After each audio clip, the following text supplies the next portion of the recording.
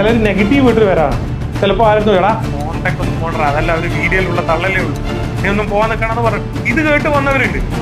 എന്നിട്ട് അവര് എന്താ പറയുക, അവരെ മനസ്സും കണ്ണും നിറഞ്ഞിട്ട് അവര് മറുപടി പറയുന്നവരുണ്ട്. സാറേ സന്തോഷം, സത്യം പറഞ്ഞാൽ ഞാനൊരു ഡൗട്ട്ഫുള്ളാണ് വന്നത്, അല്ലെ ഞാൻ ഇങ്ങനെ വന്നതെന്ന് മാത്രമേ പറയുന്നത്. അപ്പൊ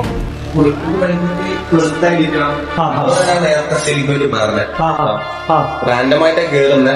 അപ്പൊ വേറെ ഓഫർ ചെയ്യുന്ന കുറെ ഇൻസ്റ്റിറ്റ്യൂട്ട് ഉണ്ടല്ലോ, എല്ലാവർക്കും വിളിച്ചായിരുന്നു. എല്ലായിടത്തും വിളിച്ചു. ഓൾമോസ്റ്റ് പ്ലാൻ ചെയ്തിട്ട് 2 കൊല്ലായി. 2 കൊല്ലായി. ഗ്രേറ്റ്. ഇതാണ് ശരിക്കും നോർമൽ ടെക്നീഷ്യൻ. ഇതാണ് 2 കൊല്ലായി പ്ലാൻ ചെയ്ത് നമ്മൾ എന്നെ ഇപ്പം വിളിച്ചിട്ട് 1 കൊല്ലമായിട്ട് വെയിറ്റ് ചെയ്യുന്നവരുണ്ട്. യെസ്, അങ്ങനെ എല്ലായിടത്തും വിളിച്ചു. അതിനെ വിളിച്ചു റാൻഡമായിട്ട് തന്നെ വരുന്നത്. മാറ്റമുണ്ടോ ഇല്ലയോ? മറ്റേതോ പൈസ ഉണ്ട്.